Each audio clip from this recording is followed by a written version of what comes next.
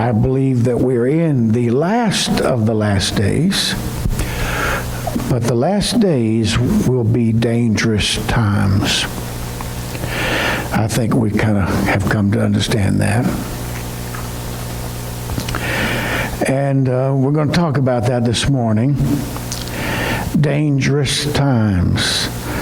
Confidence can be hard to come by sometimes when you're living in dangerous times. You're like me. You have watched the horror of what's going on in Ukraine. There's we've heard a good number of teen challenge centers across Ukraine. There's a good number of Christian believers and churches that are suffering this morning across Ukraine, and the people in general that are suffering. I do hope we spend time praying for the church in Ukraine and the people of Ukraine. And the misguided, I think some of the Russian soldiers don't even know why they're there. It's just a bad situation all the way around.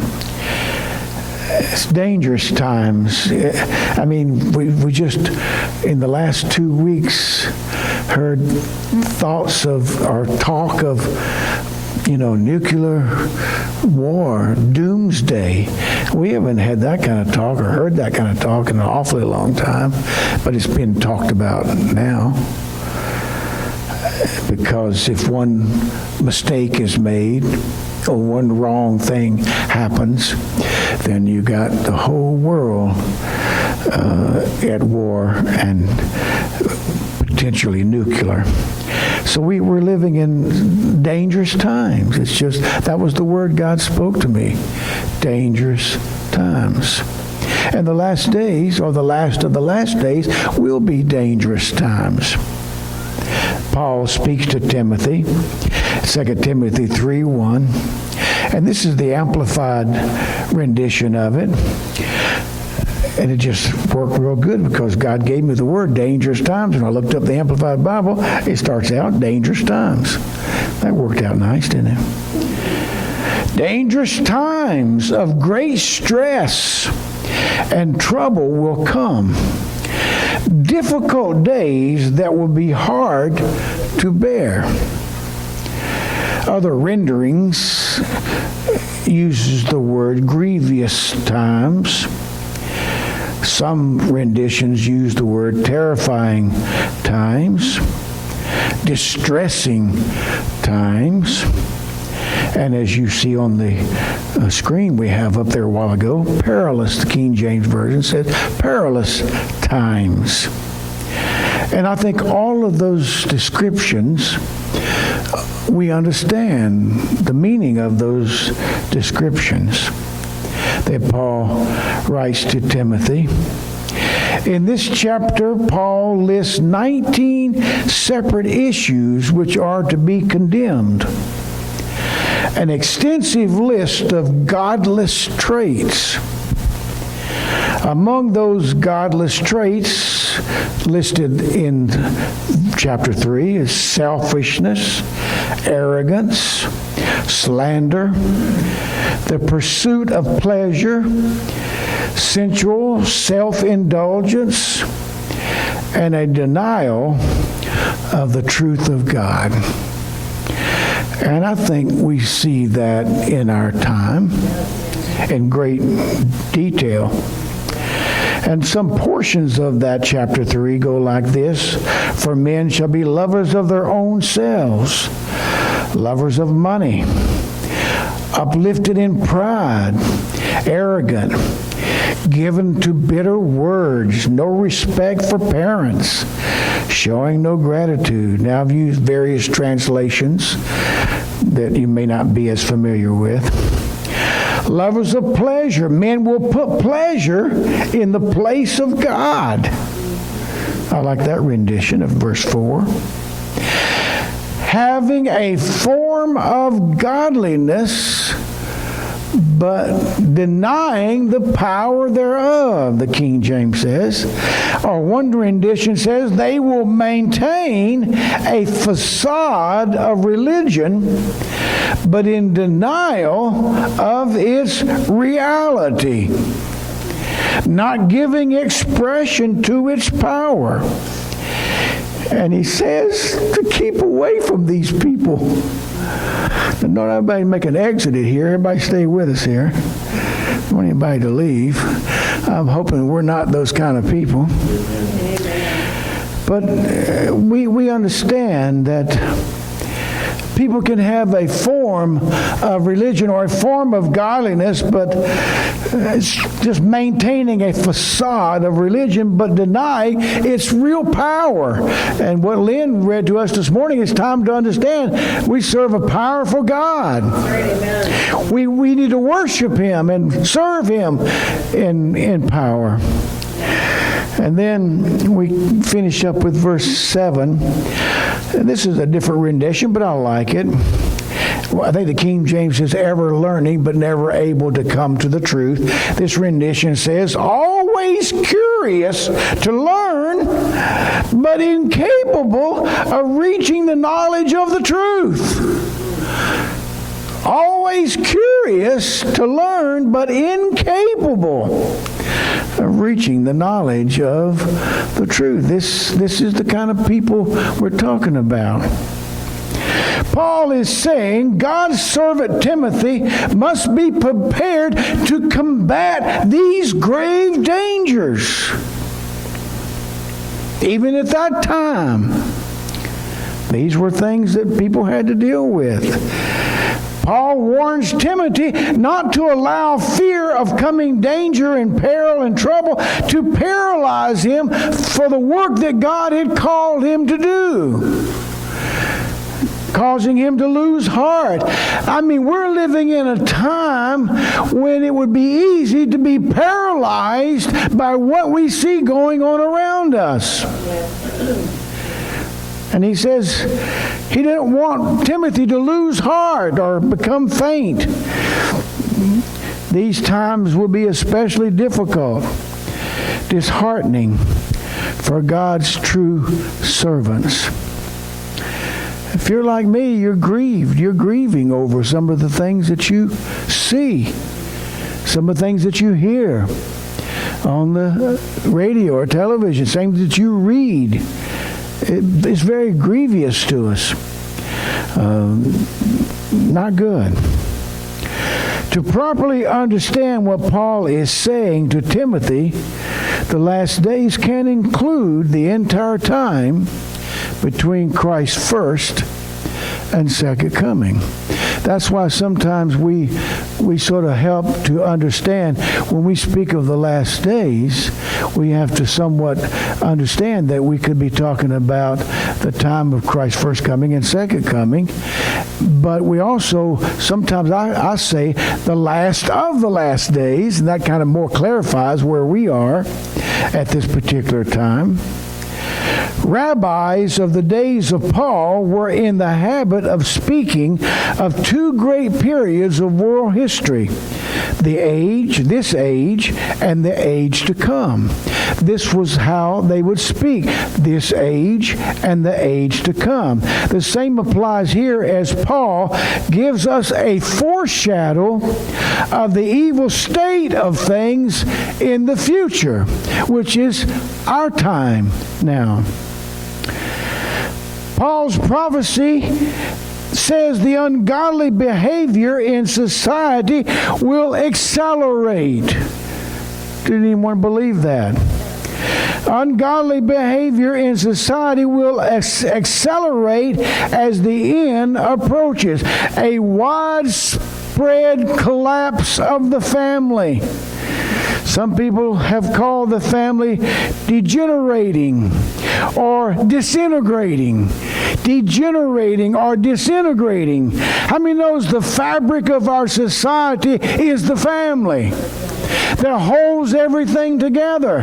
The family fabric is disintegrating. It is disintegrating. It is degenerating as well. Paul says ungodly behavior in society will accelerate as the end approaches widespread collapse of the family, society in general. Truth deniers, the arrogant, the lovers of pleasure rather than lovers of God become the mainstream of society. And when I chose that word, I write on a yellow pad, and poor Barb has to buy me a lot of those, because I write on one message. I write sometimes a whole yellow pad of thoughts. And when I chose the word mainstream, I said, God, am I being too harsh by using that particular word? Words are very important to me, but I do believe that these things have become part of the mainstream of our culture and our society. In a provocative collection of essays by Jacques Barzun called The Culture We Deserve, Jacques Barzun is a French-American historian, and he is a history buff of history and cultural history specifically. And he's written about 40 books. I don't know about his worldview, so I can't speak for the 40-plus books that he's written.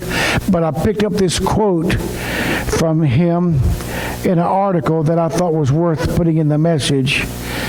And it was a quote of the essay, part of the essays that he wrote called The Culture We Deserve.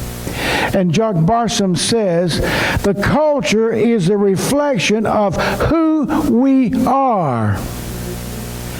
Somebody said yes. Choices we have made, attitudes we've taken, priorities we have established, and whatever culture we have, he says, we deserve it. We deserve it. Very interesting observation. Our end-time culture is one of godlessness, lawlessness, rebellion, crime, and a criminal justice system that is making excuses for the criminals. I can't believe what I'm seeing. They have the no bail. You go out and commit a crime, and the criminal justice system is just a revolving door. You do the crime, and no bail now, and you go back out, and they're finding these people that are let right out, no bail. They just go right, and they go back and commit more crimes the same day. They're let out. It's crazy. The jailhouse door has become a revolving door. The godless, anything goes society is a dangerous and distressing time to be living. The spirit of Antichrist is already at work as history enters its final stages. Come on. Cities are in chaos. Not in our notes, but cities are in chaos. If local governments cannot surrender and defend our streets, and they surrender them to the criminals, the law of the jungle is going to be the one ruling the streets.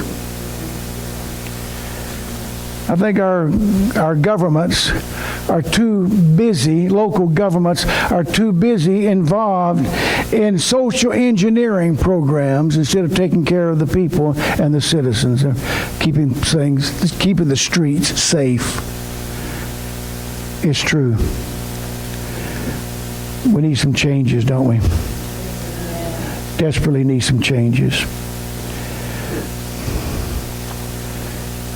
This one may be interesting to you, and I have heard of this, and I put this in my message. Back in the 80s, New York City was in the grip of one of the worst crime epidemics in its history. Unfortunately, it's back there again. But this is looking back.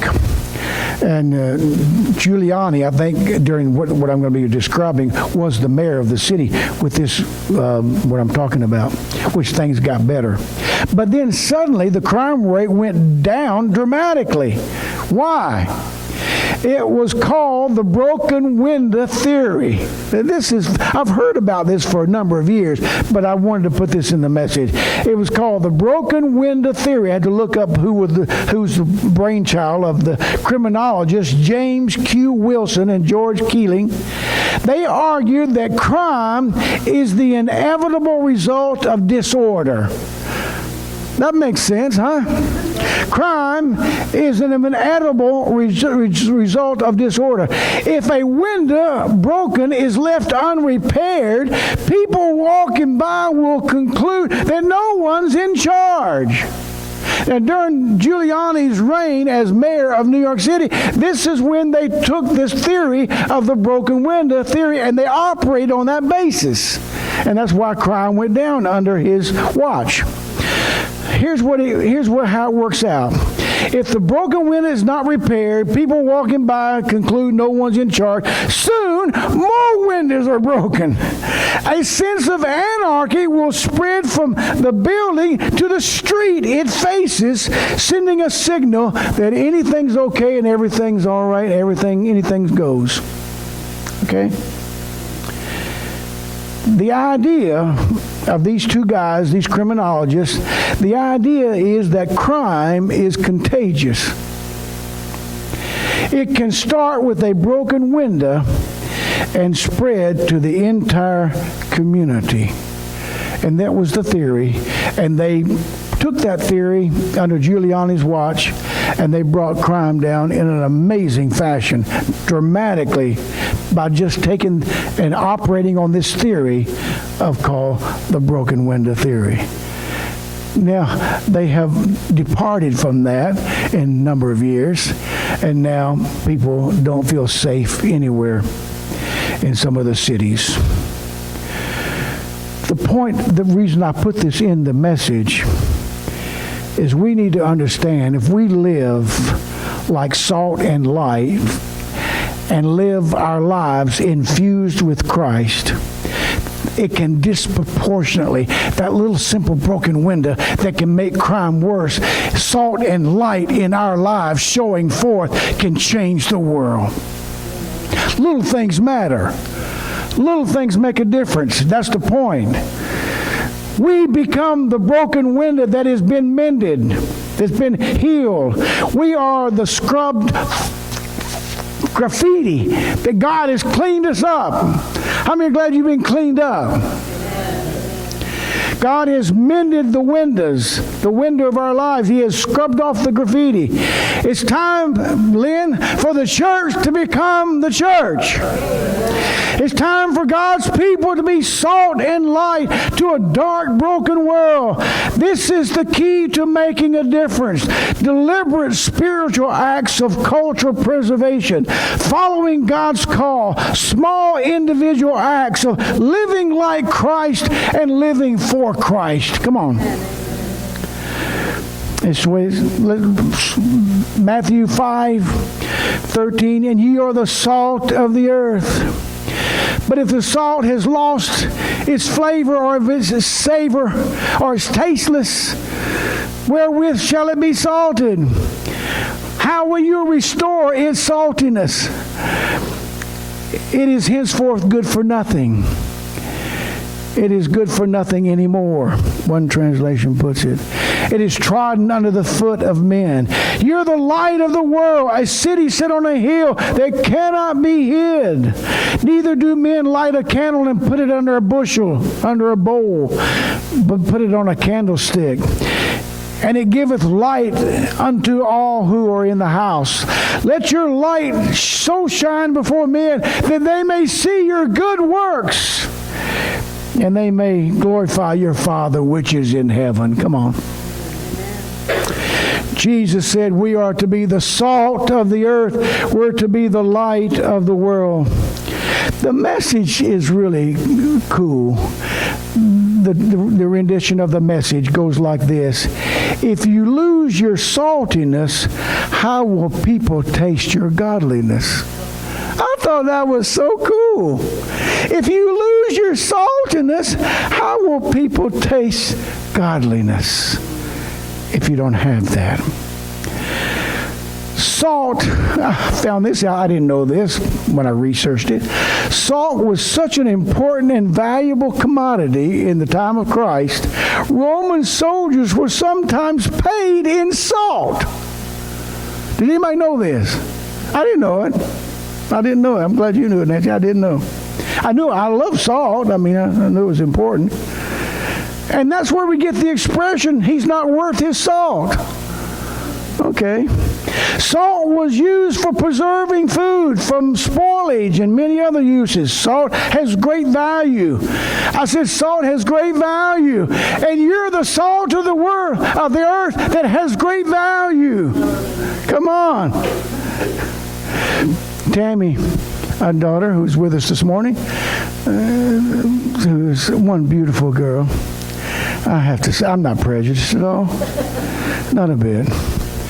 But she is one amazing daughter. She took us down to Southern Pines yesterday morning to Betsy's Crepes. If you've ever been in Southern Pines, go to Betsy's Crepes. That's good breakfast. But we were walking the streets, and there's a lot of boutiques in Southern Pines, just all over the place. So Tammy walked into a little boutique while we were walking the sidewalks. And there was only, I think there was 2 or 3 workers that were there. She was the only one in the store. And a young girl, her second day on the job, passed out and hit her head and fell. And, really hurt herself. Tammy happened to be in the store, the only customer there. Tammy went to her and to comfort her and try to bring her back and prayed for her while the paramedics were on the way, which they came very quickly. And the other store people, were very grateful that Tammy knelt down and prayed for the lady, she's a very young lady, second day on the job. And she hit her head. What happened when she fainted, she hit her head, and they were worried about the injury of that. But what I'm trying to say is God had Tammy there at the right place at the right time. That's what God wants from us, to be the salt and light of the world. He puts us in places at the right point, at the right time, to do His work and His will. Come on. We're the salt of the earth. We're valuable. If you don't think we're valuable, when the salt leaves this world, you don't want to be here. You don't want to be here no more. It will not be a nice place to be. Salt was used for preserving, for purifying. Even I was talking with Tammy about my message. She said she's even heard in olden times they would rub salt on newborn babies to cleanse them, for cleansing. Think about that. Jesus clearly described His followers to be salt and light, called to influence and make the world a better place. And I like to say it this way: God wants you to be the salt of the earth, so when you come near somebody, you'll make them thirsty for the living God. You'll make them thirsty. How many's ever eaten food that is very salty? And if you better have some water close by, because you'll be thirsty. We need to make people thirsty for God, don't we? I come across, God brought this sermon together because everything I read was something that God wanted me to use for today. There was a song written by Bruce Cockburn, and it was a song called Lovers in a Dangerous Time. Kind of interesting. And some of the lyrics go like this: don't the hours grow shorter as the day goes by? You never get to stop and open your eyes. One day you're waiting for the sky to fall. The next day you're dazzled by the beauty of it all. When you're lovers in a dangerous time. But nothing's worth having comes without some kind of fight. You gotta kick at the darkness till it bleeds daylight, when you're lovers in a dangerous time. And God spoke a word to me. We are lovers of God. We must kick at the darkness in spiritual warfare until the light of God shines bright. We must be salt and light in a dangerous time. We're living in that time, and God wants us to be that influence that changes the world. And I told Joan to put it in big letters. We are the broken. We're the broken window that God has mended. We are the broken that God has made new. We're lovers of God. How many are glad you're a lover of God? We're lovers of God in a dangerous time.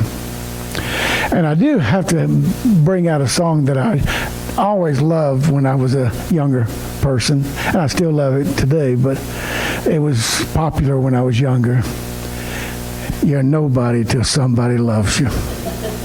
You're just nobody. Oh, Dean Martin could make that thing ring, couldn't he? You're nobody until somebody loves you. How many are glad that number one, we're lovers of God? Number two, we're loved by God, and we are somebody that God truly loves. Let's stand together, could we?